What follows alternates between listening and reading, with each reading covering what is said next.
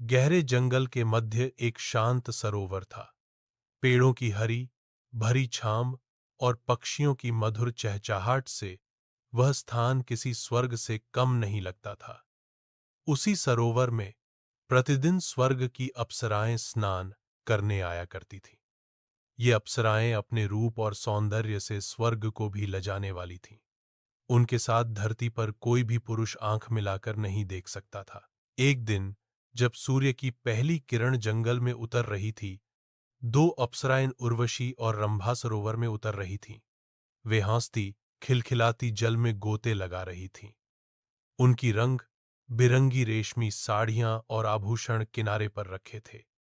पास ही एक तोता बैठा था जो अक्सर उन्हें देखकर मीठा स्वर निकालता था। परंतु उस दिन एक अनहोनी होने वाली थी। उसी समय उसी जंगल में एक महान तपस्वी शिव वशिष्ठ अपने ध्यान से उठकर जल की खोज में निकले थे। वे वर्षों से व्रत और तपस्या में लीन थे। भूख प्यास से व्याकुल अश अपनी कमंडलू लिए धीरे धीरे उसी सरोवर की ओर बढ़े जहां अप्सराएं स्नान कर रही थीं। जैसे ही शिव वहां पहुंचे, उन्होंने अप्सराओं के वस्त्रों को किनारे पर देखा और अपनी दृष्टि उठाई। सामने पानी में दो स्त्रियां स्नान कर रही थीं। वे तुरंत समझ गए कि यह साधारण स्त्रियां नहीं, अप्सराएं हैं। शिव ने आंखें मूंद लीं, परंतु उनकी तपस्या भंग हो चुकी थी। उनके मन में क्रोध और अपमान का भाव आ गया। उधर उर्वशी और रंभा ने जैसे ही शिव को देखा, वे घबरा गईं। उन्होंने पानी में खुद को छिपाने का प्रयास किया। उन्होंने विनम्र स्वर में कहा, हे शिवर, हमें क्षमा करें। हम आपको देख नहीं पाई। हम तुरंत चली जाएंगी। परंतु शिव शांत नहीं हुए। उन्होंने कहा, तुमने मेरे तप का अपमान किया है। तुम स्वर्ग की अप्सराएं होकर भी धरती पर इस तरह विचरण कर रही हो। तुमने मेरी साधना को भंग किया है। इसका दंड तुम्हें मिलेगा। अप्सराओं ने हाथ जोड़कर प्रार्थना की, हमसे भूल हो गई। कृपया हमें क्षमा करें। हम तो केवल कुछ समय के लिए पृथ्वी पर आनंद लेने आई थीं। शिव ने कहा, मैं तुम्हें क्षमा कर सकता था, परंतु मेरी साधना वर्षों की थी। उसका विघ्न तुम्हारे कारण हुआ है। अतः मैं तुम्हें श्राप देता हूं कि तुम दोनों अगले 100 वर्षों तक पृथ्वी पर सामान्य स्त्रियों की तरह रहोगी। तुम्हें न स्वर्ग मिलेगा न तुम्हारी अप्सरा देह। तुम अब मनुष्यों की भांति जीवन जियोगी, दुहक सुख सहन करोगी। यह सुनकर दोनों अप्सराएं रो पड़ीं। वे जानती थीं कि शियों का श्राप टाला नहीं जा सकता। कुछ ही क्षणों में दोनों अप्सराएं अपने सौंदर्य को खोने लगीं। उनके चेहरे मुरझा गए और देह सामान्य स्त्रियों जैसी हो गई।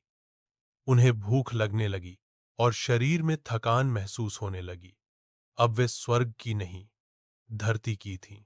भटकते भटकते वे एक गांव पहुंची, नारायणपुर। गांव वाले पहले तो उनके रूप को देखकर अचंभित हुए, परंतु जब उन्होंने उन्हें साधारण रूप में देखा तो उनकी मदद की। गांव की एक विधवा मां गौरी ने उन्हें अपने घर शरण दी। गौरी बहुत गरीब थी, परंतु दिल से अमीर। उसने उर्वशी को उमा और रंभा को रमा नाम दिया और अपनी बेटियों की तरह पालन किया। अब उमा और रमा को असली जीवन का अनुभव हुआ। उन्हें हर सुबह जल्दी उठकर कुएं से पानी लाना होता, चूल्हे पर रोटी बनानी होती और खेतों में काम करना पड़ता। वे जो कभी आकाश में उड़ती थीं, अब मिट्टी में पैर गड़ाकर जीवन जी रही थीं। एक दिन गांव में एक बड़ा उत्सव हुआ, सावन का मेला। वहां नृत्य और संगीत का आयोजन हुआ। गांव के युवक और युवतियां खूब आनंद ले रहे थे। उमा और रमा को भी वहां बुलाया गया। जब उन्होंने नृत्य किया तो सभी गांव वाले स्तब्ध रह गए। उनकी हर एक गति में सौंदर्य, लय और दिव्यता थी। किसी को समझ नहीं आया कि ये साधारण स्त्रियां कैसे इतनी सुंदर और निपुण हो सकती हैं। परंतु गांव का प्रधान रघुनाथ संदेह में पड़ गया।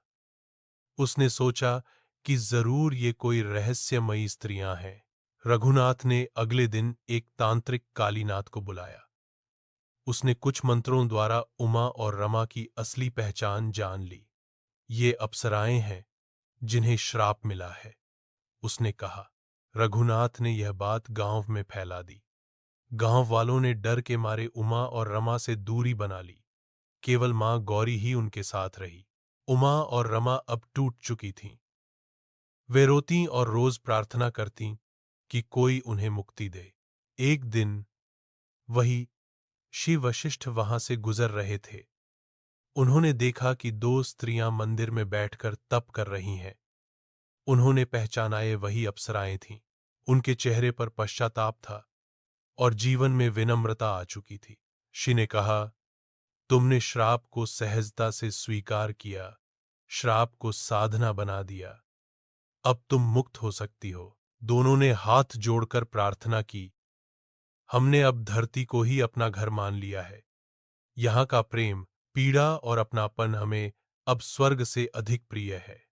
हम यहीं रहना चाहती हैं, सेवा करना चाहती हैं। शिव मुस्कराए, तो जाओ, तुम्हें मेरा आशीर्वाद है।